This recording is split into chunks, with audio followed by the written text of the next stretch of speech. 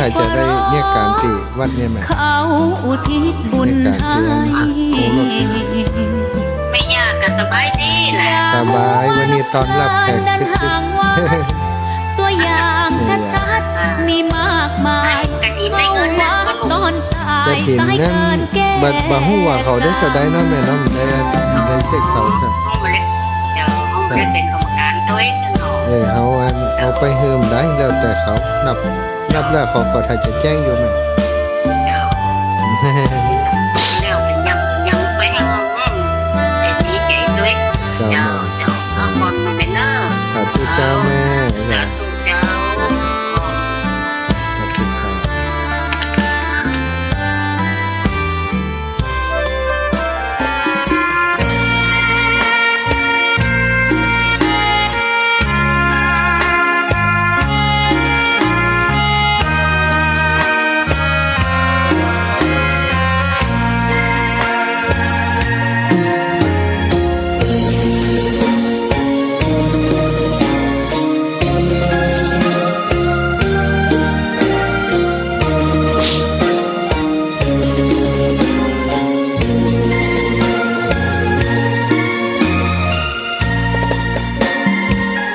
ดอกบัวดอกหนึ่ง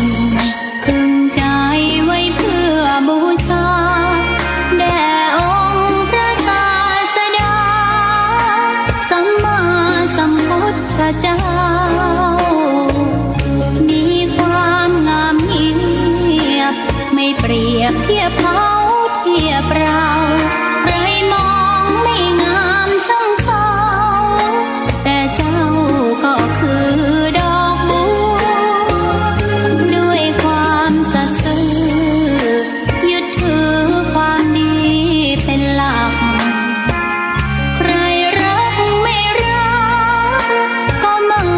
จมปลักมองมัวเมื่อโผล่พ้นน้ำก็เห็นความงาม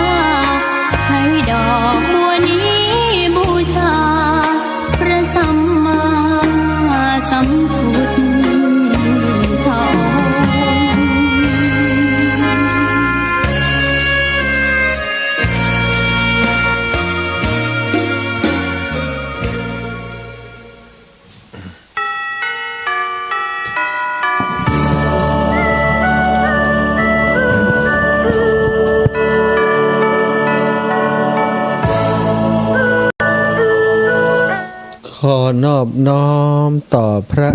รัตนตรัยแก้วเจ้าสามประการน้อมเอาคุณพระพุทธเจ้าคุณพระธรรมเจ้าคุณพระสังฆเจ้า คุณพระอรหันตเจ้าอริยสงฆ์เจ้าจุตนจุองค์ได้เมตตาแผ่ปรมีมาเป็นนวโลกุตรธรรมปกเก่าเกษาปกห่มหักษาครูบาอาจารย์พระมหาเถระพระเถรานุเถระเปื่อนสหธรรมิกสหพรหมจารีทุกรูปทุกองค์ปกห่มหักษาศรัทธาสาธุชนคนดีเท่าแก่อีป่ออีแม่ทั้งหลายทุกท่านทุกคน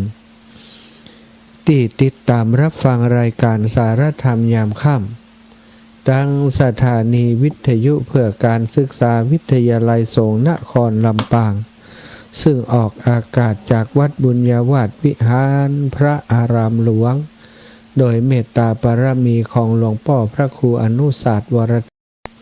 เจ้าคณะอำเภอเมืองลำปางสมปานเจ้าอาวาสวัดบุญญาวาสวิหารได้เมตตาเอื้อเฟื้อสถานที่ตั้งสถานีพร้อมกับมีบุคลากรคอยดูแลสถานีคอยปิดคอยเปิดไฟดูแลความเรียบร้อยต่างๆก็กราบในเมตตาหลวงพ่อเป็นอย่างสูงตลอดถึงทีมงานสถานีวิทยุซึ่งประกอบไปด้วยท่านดร.จิรศักดิ์ปันลำดร.แอมพัชริยาฟองจันตาน้องนัทสถาพรสุธาคำทั้งหมดเป็นผู้ที่ดูแลสถานีในตำแหน่งต่างๆพออำนวยการสถานีเจ้าหน้าที่สถานีช่างเทคนิคสถานีทั้งหมดก็ทำงานด้วยจิตอาสาความเสียสละประคับประคองดูแลสถานีเพื่อให้ศรัทธาญาติโยมผู้ฟังรายการได้ประโยชน์จากสถานีวิทยุของเราหลายๆด้านบอกว่าจะเป็นเรื่องของวิชาการตั้งวิชาการข่าวสารบ้านเมืองบันเทิงเป็นเพลงก็มีเนาะแล้วก็ที่นักที่สุดก็คือรายการธรรมะวันหนึ่งก็มีรายการธรรมะอยู่หลายชั่วโมงด้วยกันต้องขอบคุณทีมงานบริหารสถานีวิทยุทุกคนทุกท่านเป็นอย่างสูงและขอบคุณอนุโมทนาบุญกับโยมป่อโยมแม่โยมปี่โยมน้อมทั้งหลายที่สนับสนุนร่วมบุญเป็นการน้ำกับไฟการใช้จ่ายของสถานีมาโดยตลอดทำให้สถานียังมีทุนในการออกอากาศทุกวันขอบคุณเป็นอย่างสูงและอีกสถานีลืมกันบ่ได้อุตสาห์เสียละเวลาเกาะสัญญาณจากลำปางไปให้พี่น้องตั้งเชียงใหม่ได้รับฟังกันหลายพื้นที่หลายอำเภอนั่นก็คือสถานีวิทยุของวัดฝ่ายหินอำเภอเมืองจังหวัดเชียงใหม่ 104.50 เมกะเฮิรตซ์ในเมตตาธรรมของหลวงพ่อท่านอาจารย์พระครูสมุวิสุวัฒน์วรกิจโจซึ่งก็เป็นครูบาอาจารย์ ที่มีจิตใจเมตตา มีความฮักในการเผยแผ่นะโดยได้ทำหน้าที่เป็นผอ.สถานีเป็นเจ้าหน้าที่สถานีเป็นช่างเทคนิคของสถานีเป็นทุกสิ่งทุกอย่างทำงานถือว่าเป็นผู้ที่ทำงานตลอด24ชั่วโมงเพราะสถานีวิทยุวัดฝ่ายหินทำงานออกอากาศ24ชั่วโมงบ่เคยได้ขาดสักวันมีเครื่องทำไฟมีเครื่องออกอากาศมีแผงรับแผงส่งสัญญาณ2 ชุดอันใดเสียก็สลับซับเปลี่ยนได้ตลอดมีความตั้งใจในการทำงานเผยแผ่ท่านอาจารย์บ่ได้มีโอกาสจัดรายการทำหน้าที่เป็นผู้บริหารและเป็นช่างเทคนิคของสถานีอยู่เบื้องหลังก่อนออกอากาศของครูบาอาจารย์หลายรูปหลายองค์ทุกวันอนุโมท ในจิตใจอันงดงามของท่านอาจารย์เป็นอย่างสูงครับเจริญปอนศรัทธาญาติโยมที่เข้ามาติดตามทาง Facebook ไลน์เนอร์ตอนนี้ก็มีหลายท่านหลายคนโยมน้องลาวิมาลานะวิมาลาได้ติดตามรับฟังนะแม่จิรพันธ์โมป้อจากเวียงป่าเป้าเชียงรายนะเหมือนท่านจะบาดสบายกับเจ้าดูแลสุขภาพตัวเจ้าท่านนะอันนี้ฟังเสียงก่อหู้เนาะ เหมือนท่านจะบาดสบายก็รู้สึกคันเนื้อคันตัวเหมือนกันเนาะอาการเหมือนครับจะเป็นหวัดเป็นไอเหมือนกันเนาะอากาศเปลี่ยนเนาะสถาโยมน้องสุขโยธินแล้วก็โยมแม่น้ำเงินราชบุรุษกราบไปสาเจ้าพระอาจารย์ฟังอยู่เนื้อเจ้าเนาะวันที่25กันวันที่26ก็ว่า25แม่บัวเงินวันที่25เนาะบ้านแม่บัวเงินบ้านธาตุวัดธาตุตอนวัดทุ่งตอนไม่ใช่ธาตุตอนวันที่26พบปะกันเนอะพี่น้องที่ทุ่งตอนเนาะจะได้ไปเป็นกำลังใจให้โยมแม่ได้ไปร่วมบุญโดยขอคงจะมีศรัทธาติดตามลำโดยไปร่วมบุญที่วัดทุ่งตอนเนอะวันที่25เนาะเอาละศรัทธาญาติโยมวันนี้ก็เอาบุญมาฝากเนอะเอาบุญด่วนตันใจที่ไปมาวันนี้มาฝากมาแบ่งมาปั่นศรัทธาญาติโยมตั้งหลายวันนี้ได้ไปทำบุญตันกฐินทอดกฐินที่วัดทุ่งโป่งนะอำเภอเมืองปานจังหวัดลำปางวัดทุ่งโป่งศรัทธาญาติโยมคงจะพอจะคุ้นหูอยู่เนาะวัดทุ่งโป่งโรงเรียนบ้านทุ่งโป่งเป็นวัดบ้านเกิดของอาตมาบวชในพัทธสีมาวัดทุ่งโป่งนี้จริงๆแล้วก็จำพรรษาอยู่ที่วัดทุ่งโป่ง1 พรรษานะแล้วก็ได้มาปฏิบัติงานรับใช้ครูบาอาจารย์หลายตีหลายแห่งอยู่บ้านตัวเก่าแค่พรรษาเดียวเนาะสตาละหกละเหินเดินต่างเพื่อจะ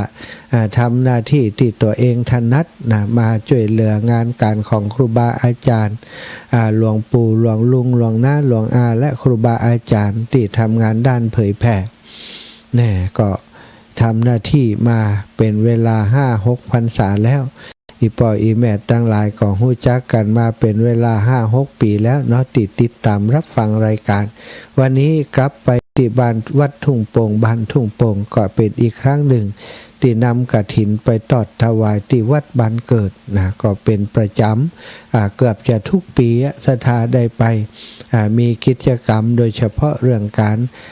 ทานกฐินนี้จะต้องไปเป็นลักเนาะเป็นลักเป็นกำลังใจให้ตังครูบาอาจารย์และผู้นำศรัทธาญาติโยมในหมู่บ้านเปิ้นก็บละบะทิ้งเกยคนเฮาเนาะบะทิ้งถิ่นฐานบ้านเกิดถิ่นที่ให้กำเนิดเฮาได้รับความอบอุ่นความสุขสำราญสุขสบายจากบ้านเกิดของเฮาชีวิตก็เวียนรับใช้นะตั้งบ้านเกิดนะเป็นส่วนใหญ่ศรัทธาก็ดีใจที่ว่าได้กลับไปบ้านเกิดครั้งใดก็มีศรัทธาญาติโยมพี่น้องที่เป็นกำลังใจให้กันตลอดนอที่ตามไปเป็นกำลังใจให้อาตมาเนาะไปคนเดียวก็ง่อมก๊อกงอก ถ้ามีศรัทธาโดยกลไปเป็นปุกมันก็มีกำลังใจม่วนใจศรัทธาในพื้นที่เปิ่นหันไปอยู่ที่อื่นที่ไกลก็ยังไปสร้างคุณงามความดีอยู่ที่ไหนก็มีศรัทธาติดตามไปเจ้าบ้านพี่น้องซึ่งเป็นญาติก็ดีใจที่หันศรัทธาติดตามไปเนาะวันนี้ขอบคุณทุกคนทุกท่านถึงคนที่ได้ไปถึงคนที่บ่ได้ไปด้วยเนาะที่บ่ได้ไปก็ติดงานฝากปัจจัยไปให้ไปหอมสมทบในกฐินทานในครั้งนี้ตัวนะต้องขอบคุณเป็นอย่างสูงรายชื่อมีนักหนาเนอะศรัทธาก็ขออนุญาตว่าคงแบบประกาศแบบประชาสัมพันธ์แล้วนะประกาศไปประกาศคนนั้นอย่างคนนี้บางคนเปิดเอาซองไปให้นางงานก็เอาไปปักตนเลยมอบให้กรรมการเลยส่วนนั้นก็เลยบ่สามารถจะเอามาประกาศได้เปิดก็เก็บซองเก็บอย่างไปเนาะนับปัจจัยไปรวมกับกองกฐินของหมู่บ้านที่ เป็นมีเจ้าภาพส่วนหนึ่งอยู่แล้วนะก็เลยบ่สามารถจะประกาศได้ทุกคนทุกท่านก็ขอบคุณอนุโมทนาบุญกับทุกๆคนเนอะตันที่ให้หอมมาก็หู้ตัวดีอยู่แล้วเนาะ ได้ให้หอมมาได้สนับสนุนมาปัจจัยทุกอย่างทุกประการเพื่อจะนำไปสร้างศาลาที่สุสานปัจจาบานทุ่งโป่งเนาะสร้างเมนไปแล้วเพื่อนก็จะเอาไปสร้างศาลาบุญกุศลทั้งหมดทั้งมวลนี้ที่สมณะศรัทธาคณะศรัทธาร่วมบุญร่วมกุศลทานกฐินที่วัดทุ่งโป่งเอามาฝากกับมาแบ่งมาปั่นกับศรัทธาพี่น้องหมู่เฮาทุกท่านทุกคนเน้อยอมือสาว่ามือฮับเอาบุญกุศลนี้เป็นของตนต่อของศรัทธาญาติโยมทุกคนทุกท่านศรัทธาวันนี้มาพบปะกันเป็นวันที่11นะวันเสาร์ที่11เดือนตุลานะเป็นกันยามาหลายวัน ลืม พิมพ์ก็ยังพิมพ์เป็นกันยาอยู่ตึงบ่ลืมเดือนเก่าเนาะเดือนกันยานี่พิมพ์ง่ายเดือนตุลาศรัทธาวันเสาร์ที่11เดือนตุลานับจากวันที่7มาก็ 4-5 วันแล้วนอที่เขาออกว่าศาลาพระเจ้ากันมาจากนี้ไปก็เป็นเทศกาลของการทานกฐินทุกวัดทุกวา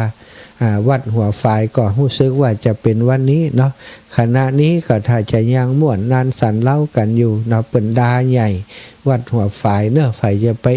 ไปตันอยู่เนาะเปิ่นกินตานในวันพรุ่งนี้ก็อนุโมทนาบุญกับสมณะศรัทธาคณะศรัทธาครูบาอาจารย์ทุกคนทุกท่านที่เป็นเจ้าภาพกฐินของวัดหัวฝายเป็นวัดของหลวงพ่อเจ้าคณะตำบลท่านอาจารย์เป็นพระนักพัฒนาเนาะเป็นพระสงฆ์ที่เป็นพระตุเจ้ารุ่นใหม่ที่มีความรู้มีการศึกษาดีมีวัดปฏิบัติที่งดงามจึงทำให้ศรัทธาญาติโยมมีความศรัทธาเรื่อมใสมาทำบุญสุนทรทานมากินมาทานที่วัดของท่านนะเป็นคณะใหญ่ศรัทธาก็คงจะได้ปัจจัยมาพัฒนาที่วัดมากมายหลายตังอยู่เหมือนกันเนอะอนุโมทนาบุญกับครูบาอาจารย์และศรัทธาพี่น้องบ้านหัวฝ่ายทุกคนทุกท่านวัดอื่นๆก็มีอีกหลายวัดที่เปิ่นดาวันนี้แล้วก็ตานวันนี้เนาะวัดทุ่งตองตานเมื่อวันก่อนโอ้เปิ่นได้หลายตังเนอะพอได้พัฒนาหลายอย่างของเปิ่นเนาะวัดทุ่งตองแล้วก็12เนี่ยตมาบันแน่ใจนี่มีติวัดใดพ่องเนอะถ้าใครมีข้อมูลวันที่12นะก็เดียวหลังตอนที่อาตมาเปิดสายก็โทรมาแจ้งโทรมาบอกนะศรัทธาทุกคนทุกท่านมีกฐินวันใดวันใดสามารถโทรมาแจ้งมาบอกประชาสัมพันธ์ได้เนอะอาตมาบ่ได้จดบ่ได้ลงรายละเอียดว่ากฐินของไผ่พ่องวันใดนะมันมีเยอะเหลือเกินศรัทธา เอาละเนาะปบปากันก็จักได้นำสารธรรมมาสนทนามามาจากับศรัทธาญาติโยมเพื่อเป็นข้อคิดสะกิดเตือนใจเพื่อจะเป็นการสนทนาจาธรรมะตามแนวทางของพระพุทธศาสนาได้ได้จาสนทนาธรรมะเพื่อสร้างศรัทธาประสาทะให้เกิดขึ้นเพื่อสร้างกำลังใจให้เกิดขึ้นซึ่งกันและกันเพื่อเป็นการทำหน้าที่ของพระสงฆ์สาวกของพระพุทธเจ้ามีหน้าที่เผยแผ่คุณงามความดีเผยแผ่น้ำธรรมคำสอนที่องค์สัมมาสัมพุทธเจ้าได้ทรงกระทำเป็นแบบเป็นอย่างที่พระสงฆ์องค์สังฆเจ้าครูบาอาจารย์ได้ทำเป็นแบบเป็นอย่างให้หมู่เฮาทั้งหลายพระสงฆ์มาบวชในพุทธศาสนามีหน้าที่ศึกษาเล่าเรียนมีหน้าที่ในการปฏิบัติดูแลตนเองปฏิบัติแล้วได้ห้ามได้เฮียนมาแล้วสิ่งใดที่เป็นประโยชน์ก็เอามาบอกมากล่าวกับศรัทธาญาติโยมเป็นข้อคิดเป็นข้อศึกษาเป็นข้อปฏิบัติแล้วแต่ใครจะนำไปใช้ประโยชน์กับชีวิตของตนเองเป็นการสนทนาธรรมซึ่งกันและกันเนาะบ่ได้นั่งกันต่อหน้าต่อตาแต่ว่าได้กันผ่านทางสัญญาณทางคลื่นของสถานีวิทยุตั้งคลื่นของ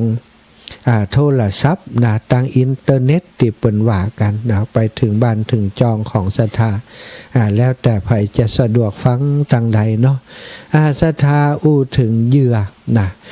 คนบนโลกใบนี้ตอนนี้กำลังเป็นเหยื่อของความเจริญทางด้านวัตถุนะบอกว่าเปิ่นว่าตัวทุกวันนี้เฮาถูกหล่อลวงโดยเหยื่อต่างๆของโลกนะโลกนี้มีเหยื่อนะมีเหยื่อที่หล่อลวงมนุษย์อยู่นะโดยเฉพาะกิเลสตัณหามันก็สร้างเหยื่อมาเพื่อจะหล่อลวงมนุษย์ให้ติดกับติดอยู่ในโลกนี้บ่ให้เฮาได้ออกได้หลุดพ้นได้พ้นจากโลกนี้ไปมีเหยื่อล่ออยู่หลายอย่างซะท่ายุคปัจจุบันนี้ถ้าภัยบ่ศึกษาดีๆมีแต่จิตใจที่มีเมตตาอย่างเดียวมีเมตตามีกรุณาอย่างเดียวแต่ว่าบ่มีความเฉลียวมีความฉลาดในการประคับประคองความเมตตาเหล่านั้นเมตตาอินดูสงสารเปิ้นเจือคนง่ายฟังคนง่ายคนที่เจือคนง่ายฟังคนง่ายนะบางคนก็ว่าใจง่าย อาจจะบัดใจง่ายก็ได้แต่โดยส่วนใหญ่คนที่มีเมตตามักจะถูกหลอกลวงมักจะถูก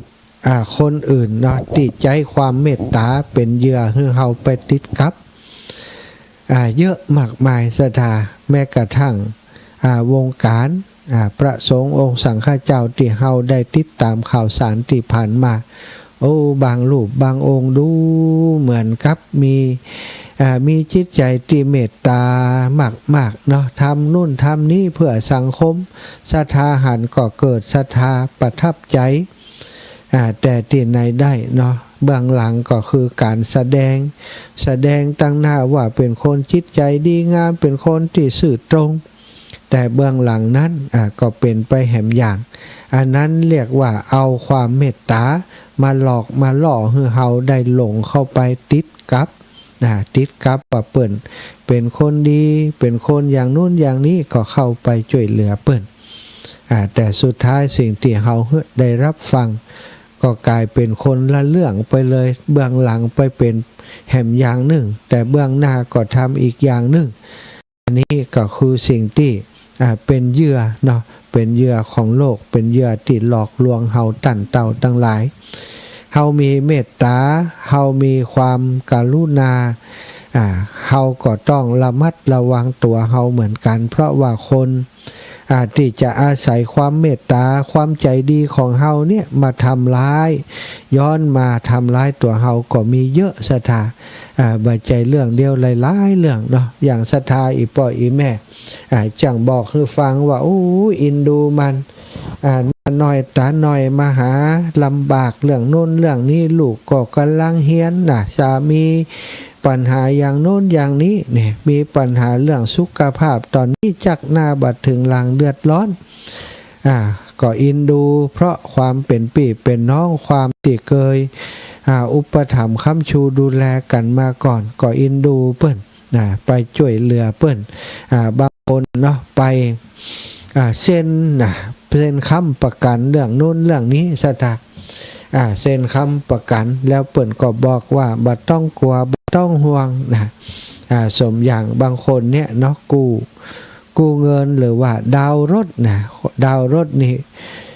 ก็เสาะหาคนค้ำประกันคนค้ำประกันต้องเป็นถ้าบ่ใจข้าราชการก็ต้องเป็นคนที่มีหน้าที่มีตำแหน่งนู่นนั่นนี่มีเงินเดือนตะอันตะอีเพียงพอที่จะค้ำประกันให้คนที่เปิ่นไปกู้ยืมไปผ่อนไปดาวสินค้าต่างๆแล้วพอถึงเวลาศรัทธาญาติโยมทั้งหลายคนที่เอาไปค้ำประกันนั้นบาส่งกลางงวด 2-3 งวด 4-5 งวดหรือว่าเอารถหนีไปสมมุตินะเอารถหนีไปเปิ้นจะต้วยหาภัยเปิ้นบัดต้วยหาคนที่ค้ำคนที่ซื้อศรัทธาต้วยหาคนค้ำประกันนี่ค คุณค้ำประกันคุณต้องรับผิดชอบนะขึ้นโรงขึ้นศาลต้องเสียเงินเสียทองแทนผู้ที่เฮาไปค้ำประกันเขาบางคนถึงกับติดคุกติดตารางเพราะเรื่องค้ำประกันซะทั้งอันนี้เป็นความใจดีนะถ้าเขาค้ำประกันเขาก็ได้เป็นเจ้าของทรัพย์หรือว่าเป็นเจ้าของสิ่งที่เขาต้องการถ้าเขาก็บอกว่าจะเอาไปประกอบอาชีพทำนู่นทำนี่บ่ต้องห่วงบางคนทำงานอยู่ดีๆพอบ่มีตังส่งเปิ้นหนีไปหนีออกจากงานไปตายเลยเนาะเขาต้องผ่อนต่อหรือว่าต้องติดคุกติดตารางแทนคนที่เขาไปค้ำประกันอันนี้ก็เป็นเหยื่อนะสถาเป็นลักษณะของการเป็นเหยื่อของโลกปัจจุบันนี้พวกแก๊งคอเซ็นเตอร์18มงกุฎต่างๆก็เช่นเดียวกันสถาอาศัยช่องทางของความใจดีของคนเฮาทั้งหลายนี่แหละนะมาหลอกลวงแล้วก็อาศัยความใจดีอย่างหนึ่งแล้วอีกอย่างหนึ่งคืออาศัยความโลภนะความโลภทุกคนมีบางคนก็มามาจอบอีแม่ลงทุนเต่าอี้นะแล้วจะได้กำไรเต่าอี้นี่พอนี่รายรับของข้าเจ้านะข้าเจ้านี่ลงทุนไปเต่าอี้บ่เดียวเดือนนี้เงินเข้าบัญชีของข้าเจ้ามาเต่าอี้กำไรหลายเต้าหลายต้มนะแม่วะพอได้ฟังอย่างนั้นก็เขาถ่าอีน้องลงทุนแต่น้องลงไป5-6 หมื่นนะอีแม่ถ้าอีแม่มีสตังลงเป็นแสนซ้ำให้กะจะได้ตังคืนเต่าอี้พอแล้วเขาถ่าดีนะด้วยความโลภอยากจะได้เงินนักนะเงินมีอยู่ 4-5 แสนถอนมาลงทุนกับเปิ้นซะท่าไผห้ามกำฟังบางคนก็มีไผห้ามและเพราะไผบ่ฮู้นะโอนเงินไปเปิ้นนะก็หวังว่าจะได้กำไรเอาไปเอามาคนที่มาหานั้นก็หายเงียบไปโทรอย่างใดก็มติด บางคนหลอกโดยการบ่หันหน้าหันตากันกำเตือก็มีโทรตั้งโทรศัพท์สถาโทรศัพท์มาหาจวนลงทุนนู่นนั่นนี่นะก็เชื่อเปิ้นนะไปลงทุนโดยเปิ้นสุดท้ายหายตึงเมื่อเผือกแม่ดำคนคว้าเสาะหายอย่างใดก็บ่พบนี่ก็มีนักมีหลายนะศรัทธาญาติโยมที่เป็นเหยื่อลักษณะนี้เป็นเหยื่อกันแบบนี้บัดใจน้อยเนาะแต่ละวันนี้คนถูกหลอกลวงโดยคนที่มันทำอาชีพในด้านหลอกลวงนี้มีเยอะมากเนาะมาในลักษณะของทีมก็มีมากันเป็นทีมนะ18มงกุฎนี่ขนาดคนเปิ่นจะขายบ้านขายจองมันยังมาจุเปิ่นใดสถาจุว่าจะมาซื้อบ้านอย่างโน้นอย่างนั่นอย่างนี้นะจะซื้อแน่นอนนะแต่ว่าเฮาพอดีจะขายบ้านตรงนั้นตรงนี้แต่ว่าบ้านมันมีติดธนาคารอยู่ถ้าขายหลังนั้นได้จะมาเอาหลังนี้ตอนนี้หลังนั้นจะขายได้12-13 ล้านแต่มันมีติดกันหั่นติดเป็นแป้งเดียวกันหั่นมันติดธนาคารอยู่จะต้องตอนนี้จะต้องไปปิดติดธนาคารนั้น4-5 แสนอย่างก็ว่าไปข้าเจ้ามีนี่3 แสนแล้วก็อีปีมีแหมตะฮึนะเฮาไปปิดแล้วก็จะเอาคนซื้อเขาจะได้โอนให้คนซื้อพอซื้อเขาซื้อแล้วก็จะมาซื้อหลังนี้จุกันไปจุกันมาสถาเป็นขบวนการตอนนี้ก็ตัวหาสตังยังบอกแต่ก็มีบางคนมันก็จะเป็นลักษณะแบบนี้เยอะมากสถาที่เป็นเหยื่ออันนี้เหยื่อต่างโลกเนอะสถาเหยื่อต่างโลกมีมากมายหลายประการไปบ่มีจบซึ่งก็อาศัยความที่เฮาเป็นคนใจดีนั่นแหละจึงถูกหลอกถูกลวงถูกติดเหยื่อติดเบ็ดเขาได้ง่ายจิตใจของคนเฮาเป็นสภาพที่อ่อนแอเหลือเกินศรัทธาญาติโยมมักตกอยู่ในระหว่างความเกิดและความดับขึ้นลงด้วยอำนาจความเปลี่ยนแปลงอยู่เสมอฉะนั้นศรัทธา จิตใจจึงต้องมีเหยื่อเป็นเครื่องล่อจึงจะทำให้เกิดพละกำลังในอันที่จะต่อสู้เพื่อการดำรงชีวิตอยู่ในโลกนี้เหยื่อที่กล่าวถึงในต่างธรรมในต่างจิตใจของเฮานี้ก็ได้แก่รูปงามเสียงเพราะกลิ่นหอมรสอร่อยสัมผัสที่อ่อนนุ่มละมุนละไมและก็สิ่งที่ประทับใจรื่นรมเมื่อจิตใจได้เสพส่องเสพกับอารมณ์เหล่านี้ต่างใดต่างหนึ่งก็จะบังเกิดความเอิบอิ่มยิ้มแย้มราวกะว่าสวรรค์วิมานทั้งหมดเป็นของเขาแต่ถ้าว่าเหยื่อทุกชนิดจะต้องมีขอเบ็ดอยู่เบื้องหลังด้วยภัยฮุบปลาตัวใดฮุบเหยื่อก็ต้องถูกขอเบ็ดเกี่ยวเอาทุกรายกินเหยื่อ100ก็จะต้องถูกขอเบ็ดเกี่ยว100 ครั้งตามจำนวนเหยื่อเช่นเดียวกันแน่นอนเหลือเกินความทุกข์อันเจ็บแสบจะต้องตามมานับตั้งแต่ความทุกข์ในการที่จะต้องกระเสือกกระสนหาเหยื่อถัดมาก็คือความทุกข์ที่จะต้องระแวงระวังในการปกปักรักษาเหยื่อนะรักษาเหยื่อนั้นถ้าเกิดมีเหยื่อของเฮามันลุดมือไปก็เป็นทุกข์เป็นร้อนแสนสาหัสกับเหยื่อที่ลุดออกไปขอเบ็ดแห่งความทุกข์ยากเหล่านี้มันมีพลังพอที่จะยึดโยงเราชนผู้ติดแล้วติดเหยื่อแล้วคือลุ่มหลงมัวเมาไปกับมันอยู่ตลอดเวลาถ้าจะว่าเป็นสุขก็เป็นสุขชนิดติดตกเป็นธาตุของความสุขทางโลกความสุขทางเนื้อหนังความสุขที่มีชั่วครั้งชั่วคราวประเดียวประดาวต่อจากนั้นมันก็เป็นความทุกข์ถ้าจะว่าเป็นความสุขก็เป็นความสุขชนิดที่มันแบบใจความสุขที่สงบเย็นบัดใจความสุขที่ยั่งยืนความสุขของที่มันผสมไปด้วยเหยื่อก็เหมือนน้ำผึ้งที่อาบโดยยาพิษสถาอาจจะมีรสหวานเวลาเฮาเสพครั้งแรกแต่ว่าเมื่อเมินนานไปมันก็กลายเป็นยาพิษที่ไปกัดก่อนชีวิตหรือว่ากัดก่อนความสุขของเฮาเพราะฉะนั้นพระพุทธองค์พระพุทธเจ้าบอกว่าเหยื่อทางตาหูจมูกลิ้นกายใจเหยื่อที่ถูกล่อด้วยกิเลสตัณหาความโลภความโกรธความหลงราคะตัณหาต่างๆที่มันอยู่เบื้องหลังมันชักใยอยู่เบื้องหลังมันตกเบ็ดเฮาตกเบ็ดเฮาโดยสถานโดยรูปสวยๆเสียงเพราะกลิ่นหอมสัมผัสนุ่มนิ่มหรือว่าสิ่งที่รื่นรมต่าง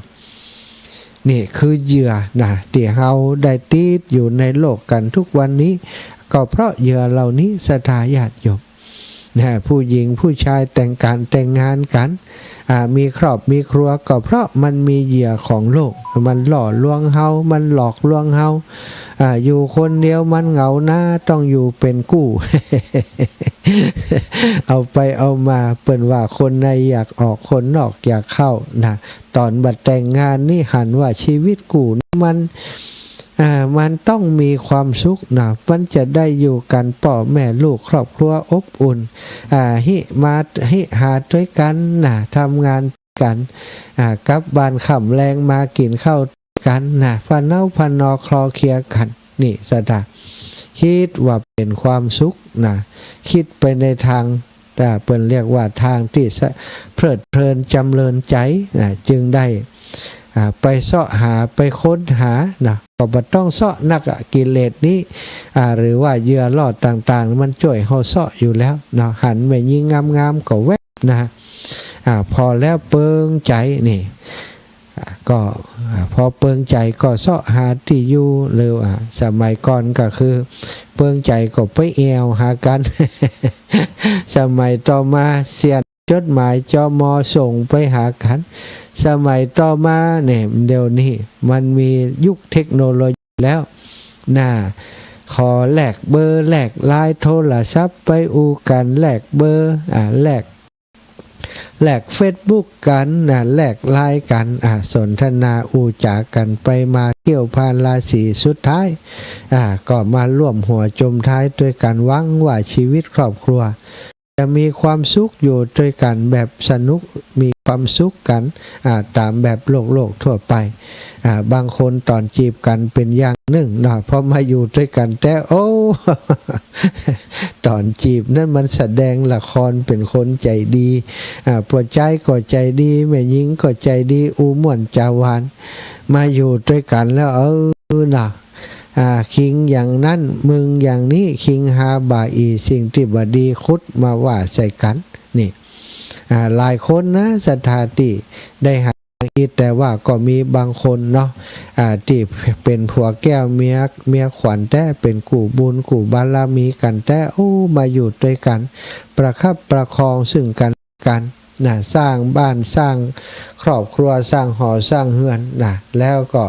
เป็นผู้ที่มีธรรมเสมอกันมีศีลเสมอกันมีธรรมเสมอกันปากันสร้างยังกองบุญกองกุศลอย่างนี้ก็ถือว่าโชคดีเป็นสิ่งที่ดีแต่ว่าส่วนใหญ่เนาะถ้าร้อยคนนี่ก็จะถูกหวยสักคนสองคน ส่วนใหญ่ก็จะเป็นในแบบที่ว่า มันหล่ำไปนะส่วนใหญ่ก็จะบอกว่ามันหล่ำไปไข่ป้นนะบางคนเนาะอันนี้มันก็ว่ากันไปตามนั้นศรัทธาญาติโยมอย่างจะเกิดมันก็เกิดในเมื่อเขาเลือกแล้วเนาะเลือกที่จะติดเหยื่อติดเบ็ดแล้วก็ต้องอยู่กับเหยื่อนั้นอยู่กับขอเบ็ดนั้นที่มันจะจักเขาดึงเขาไปมาอย่างใดก็ตามถ้าวันนี้ระลึกนึกถึงขึ้นมาได้คือถอนตัวออกมาจากเหยื่อบางสิ่งบางอย่างที่พอจะถอนได้เนาะความโลภความโกรธความหลงต่างๆที่มันเยอะเกินไปมันติดเหยื่อติดแล้วติดแหมเจ็บแล้วเจ็บแหมเมื่อหูเจ็บแล้วก็ต้องถอนออกมาถอนออกมาทีละนิดทีละหน่อยแล้วก็สุดท้ายก็ถอนถือมันได้หนักที่สุดเท่าที่เขาจะทำได้อย่างที่มันเป็นเหยื่อของกิเลสก็ถอยออกมาบอกว่ามันจะล่อเฮาโดยรูปเสียงกินรสโผฏฐัพพะธรรมารมณ์ต่างๆคือหูตันมาเนี่ยเครื่องหล่อมันรู้นะหันอย่างดีๆงามๆอยากได้ไปหมดเดี๋ยวก็เสี่ยงเงินเสี่ยงทองต่างๆหันอย่างดีๆงามๆก็ฮักห้ามใจอันนี้เป็นเหยื่อของกิเลสบ่เอาหูตันมันอย่างอีกเขาก็จะได้มีความสุขเนาะในชีวิตที่เหลืออยู่ของศรัทธาท่านเจ้าทั้งหลายถ้าสิ่งที่เป็นบุญเป็นกุศลเป็นว่าบัจเจเหยื่อเนอะศรัทธา ถ้าเป็นเหยื่อก็คือทำให้เราได้ทุกอกทุกใจสิ่งเหล่านั้นแหละเป็นเหยื่อแต่ทำบุญถ้าทำบะจ่างทำบะถูกก็จะเป็นเหยื่อของบุญเหมือนกันบางคนทำด้วยความที่อยากโชว์อยากจะอวดอย่างต่างๆเนาะศรัทธาทำบุญมากมายมหาศาลแล้วสุดท้ายกลับมาตัวเองลำบากเพราะบุญที่ทำไปนั้นอันนี้ก็บัถูกต้องก็เป็นเหยื่อนะเป็นเหยื่อของทิฏฐิมานะเป็นเหยื่อของความหลงที่ได้หลงทำไปอย่างนั้นบุญทานทำพอประมาณศีลและธรรมศีลและก็การรักษาศีลนี้ทำให้ดีที่สุดการปฏิบัติการดูแลจิตใจของตัวเองการสอบทานอารมณ์ต่างๆการฝึกควบคุมตัวเองเป็นสิ่งที่ต้องทำให้นักที่สุดสถาทานศีลภาวนาเป็นสิ่งที่เขาจะต้องกระทำคือมันนักขึ้นมากขึ้นอันนี้เป็นสิ่งที่เป็นบุญเป็นกุศลใหญ่ที่จะทำให้เรานั้นได้เอาชนะเหยื่อศีลก็ดีการปฏิบัติภาวนาก็ดีสิ่งเหล่านี้จะเป็นภูมิคุ้มกันทำให้เราตั้งหลายเอาชนะเหยื่อที่มันมาหล่อลวงเราโดยเหตุปัจจัยต่างๆทุกวันเอาละศรัทธาญาติโยมได้สนท่านนาอุจากันเป็นเวลาติดปอสมควรตอนนี้เวลา 19:45 นาทีจะปั้นเวลาเฮือศรัทธาอีพ่ออีแม่ตั้งหลายได้โทรเข้ามาจา สนทนากันนะอยู่ที่ไหนตั้งใดโทรมามาจากันได้เนอะมาแล้วเบอร์หนึ่งเบอร์อันนี้ตั้งใดจ้าอาจารย์ครับอาจารย์โอ้โห โอ้ สุดเยี่ยมเลย ท่านอาจารย์ วันนี้เทศสุดยอดจริงๆอาจารย์เลยซึ้งน้ำใจเลย ถวายความเคารพครับ ดีมากๆอาจารย์ ครับผม เตือนสตินะอาจารย์นะครับ ผม คำสอนอาจารย์ได้เตือนสติทั่วไปหมดละฟังได้ทุกระดับ เตือนตัวเองด้วย เตือนสติตัวเองด้วย ครับ สาธุครับท่านอาจารย์ปิดพุทธอุทยานเชียงใหม่เนาะสาธุขอบคุณท่านอภิปุญญาเตโชภิกขุนะจากสาวสปปลาวเปิ่นชักชวนนิมนต์ไปเข้าปริวาสที่สปปลาวนะในวันที่2ถึงวันที่11ธันวา2568ณวัดศรีบุญเรืองวัดบ้านศรีบุญเรืองวัดบ้านศรีบุญเรืองเมืองต้นพึ่งแขวงบ่อแก้วสปปลาวอยู่ตรงข้ามอำเภอเจียงแสนจังหวัดเชียงรายจะมีการเข้าปริวาสกรรมสุตตันตะปริวาสสุตตันตะปริวาสคุณสมบัติลูกกรรมต้องมีพาสปอร์ตหรือว่าหนังสือเดินทางรับบ่จำกัดของใช้ส่วนตัวต้องเตรียมมาเองเต็นท์ที่นอนเป็นต้นทางวัดจะมีค่าเดินทางเป็นค่ารถคือ 1,000 บาทขอบคุณท่านอาจารย์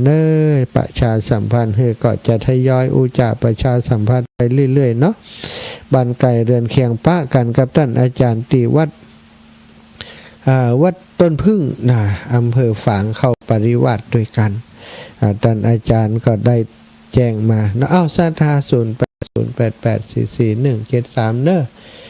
โยมป่อโยมแม่ที่ฟังรายการอยู่ศรัทธาที่ไปด้วยกันกลับถึงบ้านถึงจองแล้วกันเนาะแม่จินดาสายสุภาโยมสมควรใจน้อยกลับถึงบ้านแล้วยังแม่น้อยอินยาสีศรัทธาพี่น้องบ้านโถกหัวจ้างบ้านโตกหัวจ้างบ้านหัวต้งไปด้วยกันวันนี้อนุโมทนาบุญขอบคุณทุกคนทุกท่านเนอะแม่บัวเย็นจันทบไปด้วยกันวันนี้พรุ่งนี้ไปสี่หมวดเก่าและหนองยางเนาะไปบิณฑบาตแต่เจ้านี้ไปโถกหัวช้างบ้านหัวต้งเนาะพรุ่งนี้เปลี่ยนสายทางพี่น้องตังเจียงใหม่แม่นิเวศยามมาซักมาแล้วฮัลโหลเจ้าแม่กลับนมัสการเจ้าฟังอยู่นะเจ้าฟังอยู่เนาะพี่น้องสันทรายชัดเจนดีเจ้าขึ้นดีขาวขึ้นสิครับชัดเจนดีแหละเจ้าชัดเจนดีเจ้าเป็นกำลังใจกันนะเจ้าขอบคุณหลายๆเนอะเป็นสีขาวชัดเจนดีสาธุเจ้าแม่เจริญปอนแม่นวลเทพเสด็จกำแพงหินเจ้าแม่เจ้าปิกแล้วแม่เจ้าถึงแล้วเจ้าแล้วกี่โมงเจ้ากระถินกะแล้วแล้วพอค่ำแล้วแม่3 โมงก็กันพอตอนบ่ายโมงออกแห่เนาะแห่มันมี3 ปอก4 ปอกบาทจ้าหน่อยเจ้าเด็กนี่คืออยู่วัดแล้วแม่อยู่วัดแล้วเจ้าแม่จะรักใจให้เนอสาธุเจ้าแม่เจ้าไว้ต่อเจ้าเนี่ยแม่สมบูรณ์วงแสนเจริญพรเจ้าไว้สาเจ้าก็ลูกเจริญพรไว้สาเจ้าเจ้าฮับแล้วเจ้าว่าไปเลยเจ้าวันนี้ลืมสวดมนต์แหละมึงนะกะเนี่ยแล้วไปเนาะคิดลืมด่ะลืมสักเดือนเนาะวันนี้ลืมเด้อเป็นดีใจอย่างก็ลำหัวนะถึงก็ลืมหมดเป็นฝีบ้าแล้วกันเนาะเจ้า ไปสาเจ้าเนาะ สาธุเจ้าวันผูกไปสวดเนาะวันผูกวันติดได้เขาเลยครับ เจ้า เจ้าสาธุแม่เจ้า เจ้า วันนี้ลืมเนอะศรัทธาสวดคนเดียวเนอะเจริญปอนแม่เพนนะลำพูน นักการเจ้าวันจานติ๊กบ้านค่ำก็ต่อ โอ้มาถึงตะกี้นี่แม่ ต่อ ปาศรัทธาเอวหลายตีอยู่เอววัดว่า เจ้าไปเตยห้อง โอ้หน้ากาก3-4-5 ตัว เจ้า เจ้า อาจารย์เจ้า เจ้า วัดประสานเจริญนี่เป็นมีกระถิ่นก็ต่อ มีเจ้าแม่วันที่18นะ18ปากตางเจริญ19ดอยน้อย แล้วก็19นี่วัดอันพรหมมงคลตาลอดตัวแล้วก็ปุ่นตัวพุทธศรีคีรีตัวหลายวัด วันเดียวกันเนี่ย ตรงกัน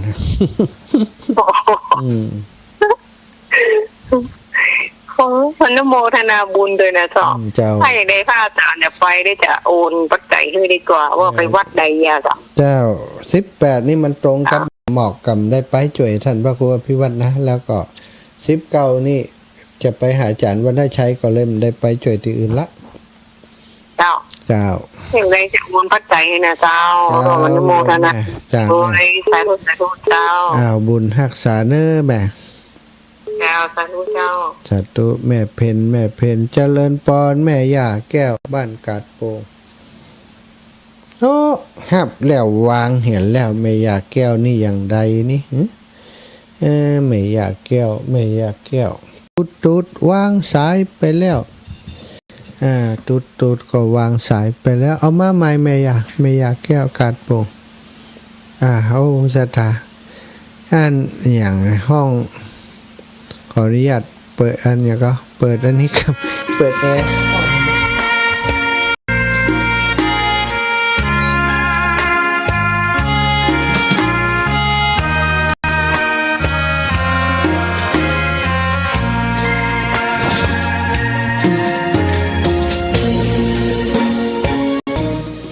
ศรัทธาญาติโยมได้ยังมีเวลาเนาะบ้าน